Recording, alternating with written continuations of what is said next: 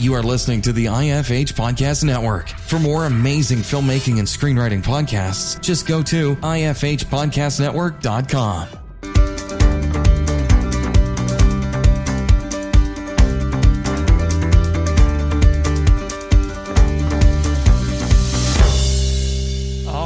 Welcome to the Successful Screenwriter Podcast, where we discuss anything and everything screenwriting. Here we interview successful screenwriters and filmmakers to find out just what it takes to make it in the industry.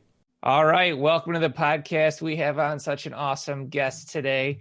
This is video game writer, designer, John Gonzalez. John, thanks for being on with us. My pleasure, Geoffrey.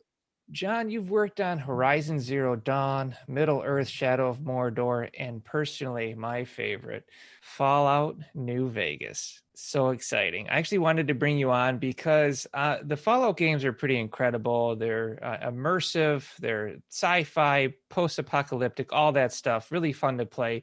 But the storylines are always memorable, and they're always very open world and sandbox. Now, Fallout New Vegas is known as like arguably one of the best Fallout games. It's got a 10 out of 10 on Steam, and it sits dearly in the hearts of gamers. So being able to get you on as lead writer on this game and talk about it is such a treat. Okay, great. Let's go. He's ready, everybody. All right. So before we really roll into this, I always like to kind of get a little bit of your origin story. And then if you can kind of roll us into how you ended up being with Obsidian and working on this game. Yeah, sure. So I have an odd origin story because I really didn't prepare in any kind of conscious, professionalizing kind of way to be in the video game industry. I got into the video game industry through a combination of good luck and hard work back in the year 2000. So it was a very different industry at the time. And I would say that most of it was good luck. So my background, educationally, I did an English major, so I did study creative writing and literature. And I had a dream since I was a very small kid to be a writer. I had absolutely no idea how to make that actually happen. Yeah. And I didn't understand, especially when I was a university student, that there actually is a kind of networking game to be played, even if you're going to be a novelist or a short story writer. So I thought that what you did is you wrote, short stories and you sent them off to a magazine, and then someone realized that you must be brilliant and an amazing talent, and then your career would take off. And in my case, what would happen is I would write a short story and I would get rejected, and then I would be crestfallen and not really know what to do. And I wouldn't do anything for a year or so, and then my courage would kind of come back, and I'd write another story and get rejected again. And I really had no idea how to go past that. So I worked in an entirely different other line of work, essentially human services and social work. So again, very unusual. Most of my professional background before the video game industry was spent with people who had severe mental illnesses like schizophrenia, bipolar, were smoking crack, doing a bunch of other hard drugs. I was the social worker who would show up, try to help out with services and that kind of thing. And despite all the jokes that usually people make, I would not say that was actually good preparation for working with video game developers. I would say that they're quite different. I would argue, though, that it helped you really see facets of humanity that you work exactly into character. Right. Yeah. Well, no, I think that's exactly right. And I think that something that was really good about that kind of work as someone who's interested in creative writing is it required kind of extreme forms of empathy. I mean, empathy, not just on the level of co-feeling, of sympathetic feeling, but empathically trying to understand what the world looked like to somebody who was deeply paranoid, somebody who was hallucinating, somebody who was incredibly, really delusional. And that, when you sort of are putting yourself in that sort of other person's point of view, I mean, I suppose that is, it ends up being good fodder for characterization later on if you're dealing with the portrayal of psychosis or something like that, but it also is just good practice in general. But after I got a graduate degree in social work and I got employed, I was sort of on the track to being an administrator of an agency or something like that. And what I realized was I felt incredibly dissatisfied and actually just frustrated. And I was reading this book written by Peter Biskind about Hollywood in the late 60s and the 70s called Easy Riders and Raging Bulls. Okay. I was reading about the creative careers of all of these heroes like, Scorsese and then also, sort of how Hollywood changed, in the 70s with the advent of big blockbusters like Jaws and Star Wars. Right. And all of the people, all the movers and shakers who were involved in that. So I was reading about all these people who had these incredible creative careers, completely unlike the experience of life I was having. And it was driving me crazy. So I just started writing every single day. And then I'd been doing that for about 8 months. I was working on stories and stuff like that. It was really the first time in my life where I think I was really approaching writing in a very disciplined way. And then a friend of mine saw an ad for a video game writer position in the town where I live. This is the part that's just unbelievable. Wow, that's amazing. Yeah, it was just crazy. So I was sort of primed, and I wrote some writing samples for the application, sent it in. Nothing happened for several months. Turned out that they had been swamped by, 300 applications. And I was their second choice. I was not their first choice. Their first choice was a novelist who published, I think, 3 novels, who decided that he didn't want to work on a team where people could be judging his writing and sort of directing his writing. And of course, which I can understand. I think that's a respectable concern to have, but it certainly opened the door for me, because of course I was delighted by the idea of having people tell me what to do, and just to have a shot. So I joined. That was a place called Outrage Games in Ann Arbor, Michigan. I joined in, I think it was March of 2000. Okay. I worked on 2 games. The first game was canceled. The second game was a total flop and resulted in the studio being closed. However, well, I got to get the name of this flop. Come on. The name of the flop was Alter Echo, and it was a science fiction title set on a very strange, visually unique world. And what system was it going to come out for? Were they looking at? It launched on both the PlayStation 2 and the original Xbox. Oh, okay.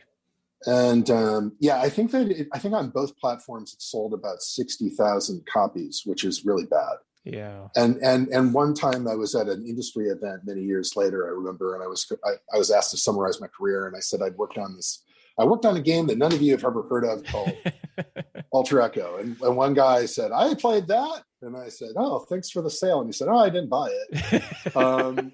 He had just, he had been somewhere where there was a copy, so he had played it. And that's literally the only time I've ever spoken to anyone who ever played the game.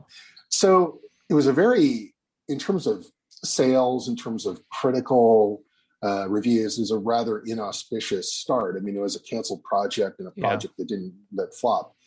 But personally, it was like the best possible situation I could have ever chanced into, because it was about 3.5 years of being paid to learn what everyone on a team was doing in game development. It was like a paid internship in game development, where I was working directly with programmers, with designers, with artists. And I was the narrative lead on the very first project I ever worked on, which is also crazy. That's amazing. Yeah. And which has been the case throughout my entire career. I've actually never been in a junior role on any project that I've worked on. So I think that those are just things that it's almost impossible to happen now. I'm of the school that believes luck and opportunity comes from hard work and perseverance. I really do. I think that you make your own luck by being available, by, sharpening that axe on the grindstone. And then that's what you were doing. You were getting out there, and so you happened to find a gig locally, but you still got that gig and worked hard to get it. I think that it absolutely requires both. It does require both. And you're absolutely right that the more you put yourself out there, the more available you make yourself, the more chances at bat you're going to get. Yeah. But I think that, the universe sort of smiled on me there. And, right. And yeah, there was a lot of work to get there, but there's been a lot of work since. But still, Right. I can't. In many ways, the only advice I can offer someone is just what you said, is just put yourself out there, work hard, put yourself out there, but just hope that you get lucky, because it requires that. So Obsidian was made up of creators that made the original couple of Fallout games, and then they founded Obsidian and somehow worked out a deal with Bethesda, who owned the rights to Fallout, to make their own game. So, I mean, what was the plan? Did they know where they were going? Did they know it was going to be Vegas? I mean, give me the walkthrough. Yeah, sure. Okay, so just to catch things up for me, I had another gig before this. I worked for Ubisoft in Shanghai in another game. Came back, wanted to get into more narratively focused games, like role-playing games. Okay. Was very interested in Obsidian because that was their specialty. Like you said, it was founded by people who were part of Black Isle Games, which was a kind of internal studio for Interplay back in the day. And that did include people who had worked on earlier Fallout titles. Yeah. And one of the things that they had been working on before Black Isle was closed was the original Fallout 3. So the original Fallout 3 was called Van Buren. And I believe that Josh Sawyer, who was the project director of Fallout New Vegas, I think he was the lead designer, maybe even the project director of Van Buren. Okay. And so they were working on that when Black Isle was closed. Then the license ended up being purchased by Bethesda, and was that 2008 that they brought out Fallout 3, which was, of course, that sounds about right. Yeah, that's an absolutely huge game, huge success. It was a game changer. It was. It really was. I think that Bethesda does deserve a lot of credit for taking the world of Fallout and that experience and then sort of the isometric turn-based experience, and seeing a way of transferring that over into the first-person real-time. It was brilliant. And so open world experience. So Josh Sawyer was the director of Fallout New Vegas, right? Yes. Okay. All right. So then you worked with him. You got on there. So Van Buren became Fallout 3, and then you guys sort of a little bit different. Okay. Because what happened is, so Bethesda has this huge success with Fallout 3. Okay. But then what they have next on their docket is a game. It ends up being a little game called Skyrim. Right? That wasn't known. Wasn't known at the time. But that's what they were working on next. Okay. And so what they wanted to do is, Bethesda wanted to have the ability to bring out a new Fallout when they didn't have the internal resources to do that. Oh, that makes sense. And so what they did is they decided, let's figure out, they were already a publisher. They already had, publisher relationships with other studios. So they approached Obsidian and they said, hey, you guys have a history with this license, with this IP. Yeah. Would you like to do a Fallout game? And I did hear, so I had joined Obsidian to work on a completely different game, an Aliens RPG, which I was excited about. I mean, I love the Aliens IP, but the first two movies. And so that got canceled about 6 weeks after I joined the company. Oh my gosh. And before that, I had heard these rumors. There were these sort of stirrings that the studio might be doing something that would be for Fallout.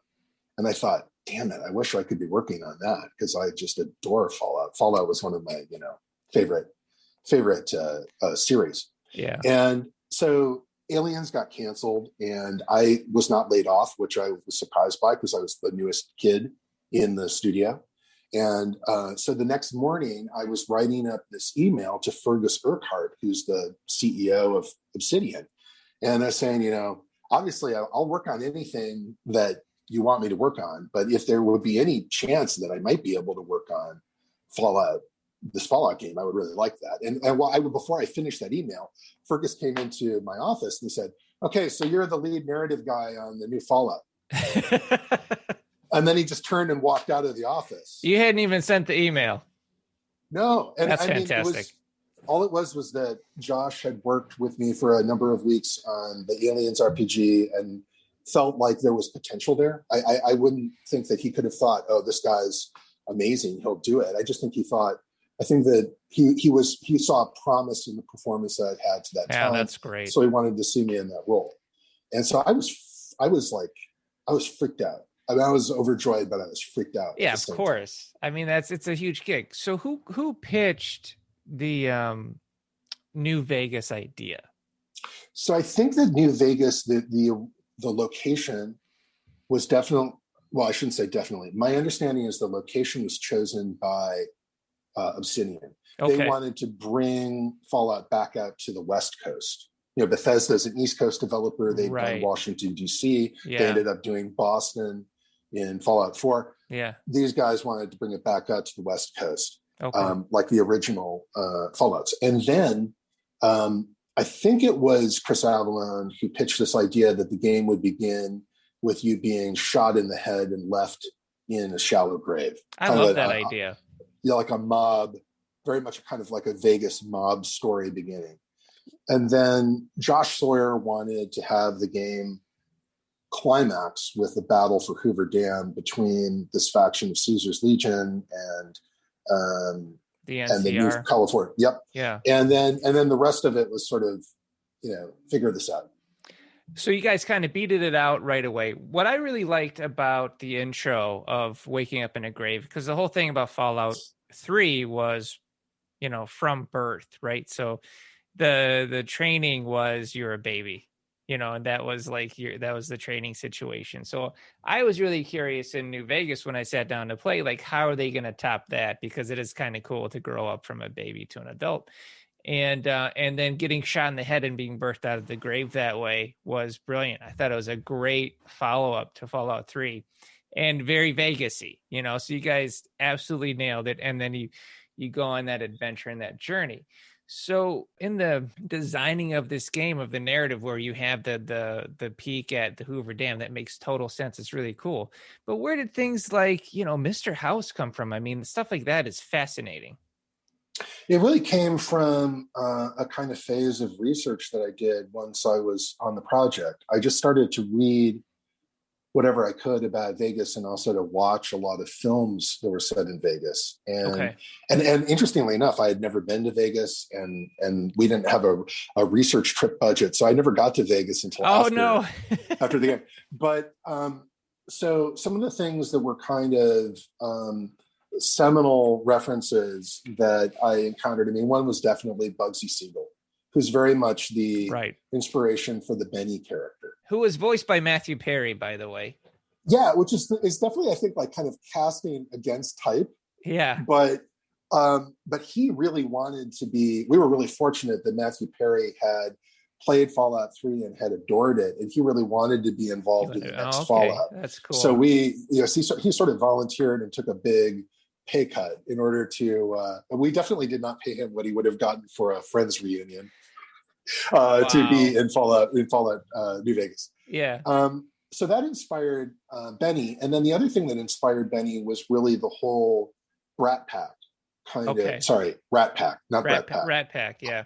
I'm dating myself. I grew up with the Brat Pack. The Brat Pack in the 80s, yeah. No. Yeah, this is the Rat Pack.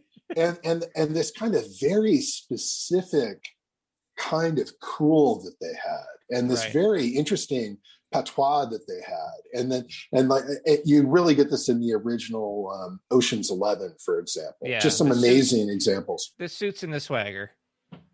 Yes, so there was a lot of that, and that ended up also inspiring the one of the three tribes on the Strip, the chairman, who have the casino called the Tops. That was that's the Rat Pack. Kind of glory days of Vegas. You had a band at the Tops, and it was called the Rad Pack, right? Yeah, right. Yeah. So well, little things like that are really cool. Yeah, it became like you could kind of see a lot of ways of having little nods like that, little puns like that. And then another thing. So Mr. House really came from the sort of involvement that Howard Hughes had with Vegas, which is it is really fascinating stuff. And so, of course, it changed somewhat. Howard Hughes is, Mr. House is much more of kind of I mean, a somewhat paranoid, like fundamentally paranoid, Right, but more, right. he actually kind of more closely conforms with a sort of Silicon Valley technology libertarians that we see Interesting. nowadays. Yeah. So that idea of a mastermind who was vying to exploit this coming conflict between the NCR and Caesar's Legion, I thought was really interesting. Well, it's all about power. It's all about power and control, right? I mean, if he's like a Howard Hughes. Howard Hughes had severe OCD, and OCD is one of those things. But one of the tenets of OCD is control. They have to control every little thing. That's why they wash their hands 40 times and all these different things. And that's what Mr. House was. Is he was exploiting each faction so that he was running the show. And it's brilliant writing. And I think he was voiced by Rene Auberjonois. Yeah. From who was amazing. Oh yeah. So good. And he played Odo in Deep Space Nine, one of my favorites. And so it's just great. I love the whole thing. Now, one of my favorite plot lines was the Ultralux Hotel. Yes. The White Glove Society. The White Glove Society, I thought, was brilliant, right? Because you go in there and they're living this rich, elegant lifestyle, and they're eating all this great food. And as soon as you walk in, you're going, all right, none of this is right. We're in the apocalypse, right? And so then you guys came up with this brilliant idea of the fact that they're eating people, and then of ways that you could expose that or not. Where did this come up with? Because I thought it was great. I thought it was well before its time as far as writing goes, because I'm seeing films now coming out that are, post-apocalyptic, and they're in hotels and they're eating people, and that's the big surprise. And I'm like, I played this 10 years ago. That's funny. So what, tell me the inspiration for that, because I think it's just brilliant. So the inspiration for that was during the same phase where I was doing a lot of reading and just contemplating Vegas. And I remember that my the White Glove Society was a different, and I think, better, by Eric Fenstermaker, who ended up actually writing that content. Okay. And in my version, they were called the Debutantes. Okay. And they didn't have the creepy kind of eyes wide shut masks. That came later too. Yeah, that worked as well. Yeah, it worked very well. But in my version, the kind of initial draft, they were just sort of dapper and super suave and all about luxury and the finer things in life and glamour. Right. But for me, it was to have a casino that directly embodied the sort of like the surface glamour of Vegas, and the underlying predation of the city, the way that it is there to sort of take in losers, part them from their money, and send them back home, and if they're lucky, they go away feeling like they were a king or a queen for a weekend. Yeah. And if they're unlucky, their lives are destroyed. They're just eaten up and chewed up and spit out. And so I think it was, in that sense, they sort of began as a kind of metaphorical expression of that aspect of Vegas. And then when Fenstermaker took over that quest line, he added a lot of intrigue and complexity to it. And this is one of the things you really had to do when you were working on a quest for Fallout New Vegas, is you had to think, okay, how do I make this work so that it can be completed in a lot of different ways? And everything had to be something that you could complete if you were playing as a walking flamethrower who killed everybody the moment that you met them, just like the most depraved murderer imaginable if you're playing that way, or if you were playing as an ultimate pacifist who wouldn't even kill, an animal throughout the game. And those are difficult parameters to fit. And so that's why, the quest would have ways that you could use speech skills, diplomacy, investigation to solve them, as well as using a lot of violence, which still remained kind of my favorite way. But I have to tell you, because you guys achieved it. There are YouTubers out there who went through and figured out how to break Fallout 3, and they would go through and they would assassinate certain key members, and then that would break whatever narration they had, and then you would get soft locked in the game. Everything had to be written and designed for the possibility that you would kill a character as soon as you could. And so what that meant was, like evidence, or like clues to continue the quest might have to be in the form of a journal entry that they had on the corpse that you could find so you could keep going. And that was the inspiration for Yes Man, is I was trying to think, how is it that I can make sure that the main quest of the game is something that you can complete, even if you kill Caesar and piss off the Legion, even if you alienate everyone. And so that was the inspiration for this idea. I'm like, well, what if you have an AI that you can destroy any instantiation, but then it comes back, and because it's pathologically a sycophant.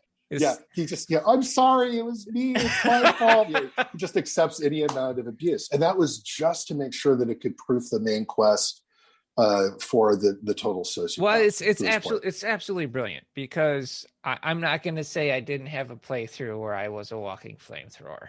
I totally did. I mean, there was a point where I went through and I was just like, I wanted to see if I could break the game. I went in, I took out Caesar, which took like 64 resaves before I could get it done. And I finally did it. And the game kept going. I was like, it's absolutely amazing that you guys are able to do that. You can go through and burn every single casino and everything just fine, keeps playing out. I mean, it's really is a testament of why this game is so good, because you can play it so many different ways and hit so many different narratives and see things that you never thought were there before. And this game is a decade old and it holds up. It's absolutely fantastic. Well, that's right. That's super kind of you to say. I really think that it's a testament to essentially Obsidian's depth of skill in creating that kind of experience. Yeah. I mean, that was the first role-playing game that I ever worked on. And I was working with people who were experts in that. And I mean, I learned so much from working with Josh Sawyer, I think in particular, because he was the person who really laid out a lot of the kind of vision for the Mojave wasteland that he wanted to have in the game. He had actually been game mastering people through campaigns set in the Fallout universe in the Mojave during the period of time that he wasn't working on the digital games. And he was a fan in great depth of that. I mean, do you think he was kind of testing out campaigns? Was he testing out storylines? I think that there were certainly characters. Okay. I mean, the companion Arcade Gannon, I believe his last name is. Yeah. I think that if I recall correctly, that was a character that Josh had in a Fallout campaign. Performed by Zachary Levi. Yep. Wow. That's right. Very capably. And I think that also, I mean, there were some elements that came, I don't know if Josh had played around with them in tabletop RPGs, but from Van Buren. So like an element from Van Buren. Van Buren had a lot of stuff, most of which didn't show up in New Vegas. But one thing that was there in Van Buren was Caesar's Legion, that idea. Okay. But then, I mean, that changed tremendously. I would say that there's actually not a whole lot about the Caesar in Fallout New Vegas that really resembles what had been written previously, but it was still that was the inspiration for it. I thought it was great, because when you play Fallout 3, you're thinking, okay, you're going to have these weird, punk, steampunk, weird savages coming at you with crazy mohawks and tire armor, right? And then you're walking around New Vegas, and you're like, that looks like a Roman Legion. You're like, okay, we're in a whole different world now. I thought it was great because it's definitely a totally different and new approach to taking on a type of villain that you had, and you had them, and I think there's a commentary and conformity there. I mean, there's so much commentary, like political commentary or even social commentary can be done through science fiction, and it's a great way to do that. And you guys do that in New Vegas in a way that is just like, if you can look at it, you can really step back and appreciate the amount of depth you guys have for this game. One of my favorite memories from the development of New Vegas, it was probably the first week that we were working on the game, is we had some designers who assembled in a conference room, and Josh Sawyer walked in and he said, okay, so we're not going to do good and evil. We're going to do lots and lots of ambiguity, lots and lots of moral ambiguity. Everything's going to be gray. And one of the things that I mean, I was really, really excited by that, because what it was a not just an invitation, but a charge to explore these different factions in tremendous depth. So what I had to do, for example, when writing Caesar's Legion, is I had to think, and this wasn't comfortable, but I had to think, like, what are the most compelling arguments I can come up with for fascism? Yeah. For military dictatorship. Like, right. how, and what is the like, what's the best argument that this guy can make for what he's doing? And then how do we also layer in enough depth to make you wonder, okay, well, maybe he's right. Has he got a point? Or is this or is he just justifying his own psychological issues? Like, is he just, and this is one of the reasons why the NCR, for example, like the NCR, they're kind of like the guys that automatically you would think, well, they're the good guys because they feel very familiar if you're right. They feel like rebels. Yeah. But instead, what you realize is like, well, actually, they're quite corrupt. I mean, there are a lot of good things about them, but there are also a lot of bad things, and they're there for a land grab to basically seize all this territory from the people who are already there. And then you've got Mr. House, and he's like, oh, he's brilliant, and it might actually be that he can literally make all of his ambitions come true. But there's also something very sinister and controlling about this. Oh, very much so. Yeah. Yeah. So we were trying to make sure that every faction and character that you spent time with would really get you thinking, and sort of really ask you questions like, what do you think of these folks and these factions, and what do you want to do in this environment? And that has had a huge impact on my, I guess you'd say, world building throughout my career. I mean, when I was working on Horizon, for example, the way that I approached the imagining the world and the tribes and all that kind of stuff was very much influenced by what I had learned, at Obsidian. Well, I can tell you, playing these games, playing New Vegas, if you're doing it the right way, if you're playing honestly, if you're not just going, I'm just going to shoot everybody, if you're not going to play that way, if you're going to play in a way where, you're trying to be like you, and how you would respond to things, you learn about you. I'll tell you that much. Yeah. You learn about who you are. You learn about your moral spectrum. And it's really fascinating. I mean, I remember playing the game, and then Mr. House is like, I'm gonna give you this nice room to live in, and I was like, oh, I kind of like this. Maybe I might ignore some of the atrocities going on in New Vegas. But then when I go into like the Lux and I see they're eating people, it's like, well, no, now I've got to shut this down. Like, you learn a lot about who you are as a person, and I think that's a credit to how much work and effort you guys have put into that game. I think it's also something that's in a way kind of specific to that kind of player-driven narrative experience, where, especially if it's played in first person, because when you're playing it in first person, I mean, like, for example, if you're playing a third person action adventure or action RPG game like Horizon or The Last of Us, or even an RPG like The Witcher, you have some distance between you and that character, right? I mean, like you're not really Geralt, or you're not really Joel, you're not really Aloy. You're the player who's controlling them, and you have an empathic connection to the character, more like you would in a film. Yes, but in a game like Fallout, where you or Skyrim, these open world first person games, you step into a player shaped hole, and it really is. It's just like, who do you want to be now? Who are you going to be? Yeah, you're not empathizing with the player character, because you are the player character. Yeah, you're identifying.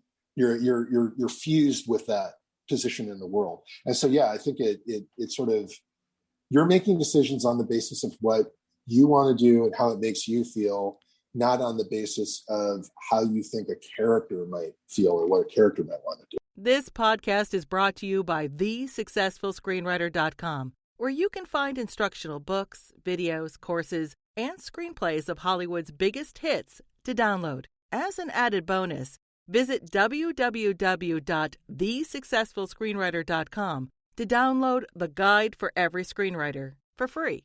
Yes, free. Available exclusively at thesuccessfulscreenwriter.com. Now, back to our show.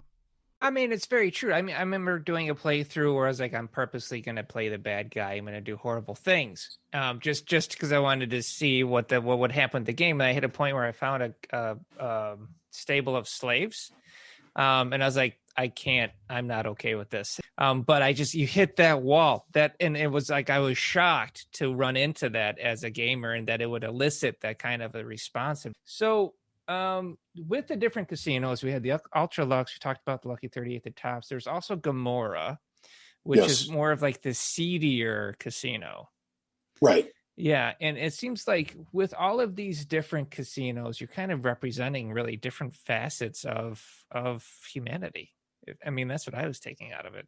Different facets of humanity and different facets of Vegas. I mean, this is in a way, this is the experience of walking down, the strip and having somebody hand you flyers for call girls every 15 feet.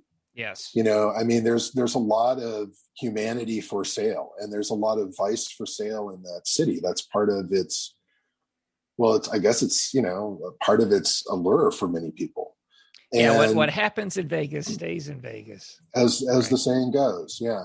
And so, but this is also as you say, the seedy underbelly of Vegas controlled, of mob controlled Vegas, that you see in the 60s and 70s, I guess maybe into the 80s.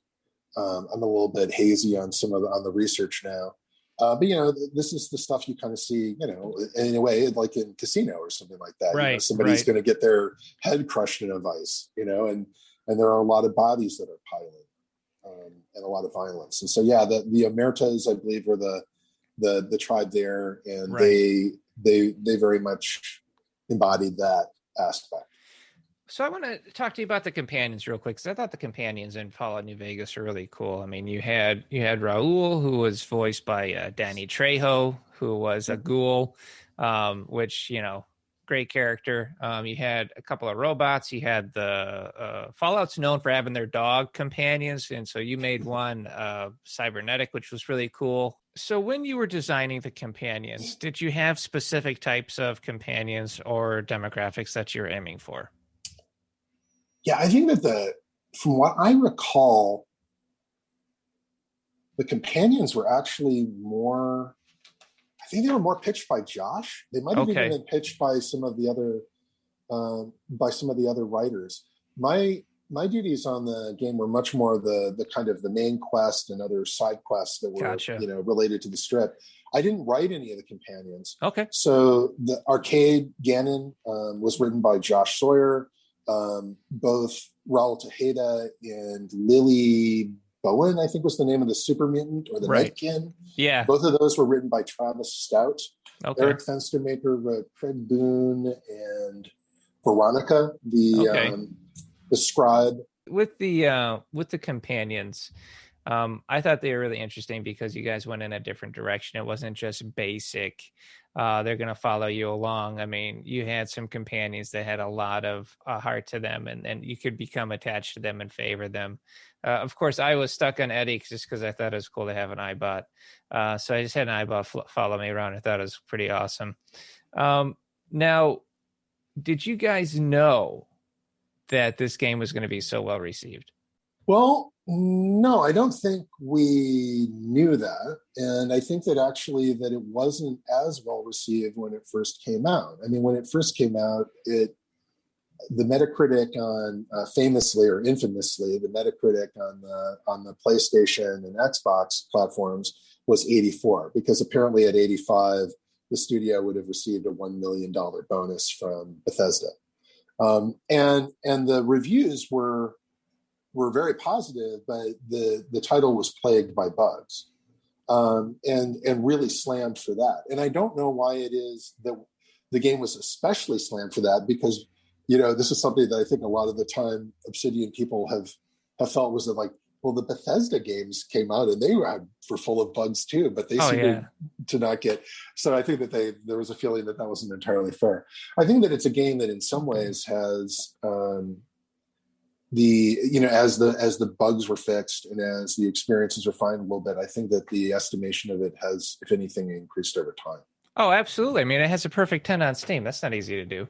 And gamers think of it fondly. You can go on Reddit threads. You could rabbit hole down Reddit and find people that will die in a hill saying that Fallout New Vegas is the best Fallout game. It has aged well, sir, like a fine wine. It is very replayable. It's easy to go back to. Is there any kind of behind the scenes stories that you could give any of the gamers out there that are listening to this? It was the most intense crunch that I ever worked in my career. How long did it take? Well, we had 18 months to make it, which is not a lot of time. Wow. And I mean, we were starting off with the tools and the engine that Bethesda had already used. So that was a huge help. But it was, for me, it was 7 days a week and often, 10, 12-hour days for a long time to get that done. And I think that there were a lot of other people who were also working very long hours. But I don't think, but I don't think there was any kind of like great drama. No drama on the set. All right. No, I thought I could get a little something out of you. No, in particular, I have very high, especially high opinion of the work that I had with Josh Sawyer. I mean, I thought that I just could not have asked for a better project director and also somebody to learn that kind of narrative design craft from. Okay. And I think also that the quest designers, because the people who are working, who work at Obsidian, the model they have there is that you both implement the quest and do the writing for the quest. That's very commonly the case. Okay. And so the other people who are credited with writing and the people I've just name checked who are involved in quests and in companion writing, they did an amazing job there. And so that's a good work. That's a good work environment. So 7 days a week, 10 to 12 hours a day for a year and a half straight. It's amazing that you were able to keep it together, sir, because that could not be easy. Just because I'm speaking from experience, I understand how much work that is. And it takes a very special person to be able to get through it and not burn out. Now, what do you have going on right now? Do you have anything coming up? Are you taking a break? So Horizon 2, The Forbidden West, will be releasing in 2021. So I worked on that until I think it was probably around April or May of 2020, like after COVID had started. Okay. And so that's the sequel of Horizon Zero Dawn. So I developed the story for that and wrote a lot of the main quest content before I left Guerrilla. Okay. So I think Guerrilla is still hard at work on that title. That'll be coming out sometime in 2021. I will be as excited to play it as anyone out there, I think. So, and now I'm working with Smilegate Barcelona. It's a studio that was started in Barcelona by a huge Korean video game company called Smilegate. They have the kind of the most successful multiplayer first-person shooter in Asia, but aren't really known in the West. Okay. And so Smilegate is making its efforts to start to raise its profile in the West, and so that involves starting a AAA open world studio in my favorite city in the world, Barcelona, Spain. And so when I found out about that and found out more about the team of folks who'd be working on and the fact that it was an opportunity to essentially start a new IP from zero, and just imagine it from the ground up, my attention was captured. So I've been working with them since I left Guerrilla, and have been here in Barcelona since October. Things, were weird during this they've been very weird for everyone, obviously. Yeah, of course. Yeah. Well, I can't say anything about No, that's fine. Except that it's an open world game that I'm super, super excited about. Well, congratulations on that. And when this is ready to take off and launch, reach out and I'd love to have you on the show. Oh, it'd be very much, I'd love to do that. Yeah, we could discuss it. I'd be super excited about it. Well, thank you so much. It's always great to kind of get behind the scenes on projects like this, and to learn about your passion and your process is absolutely fantastic. So really appreciate you being on, John. Thanks, Jeffrey. It's been a lot of fun to have a chance to reminisce a little bit about the game and think about the folks that were involved in making it Obsidian. It was, obviously a hugely important project and period of time in my life. So it's always a pleasure to revisit it. Thank you. Thanks for listening. If you enjoyed this episode, please subscribe and share in your social media, where you can tag us at The Successful Screenwriter.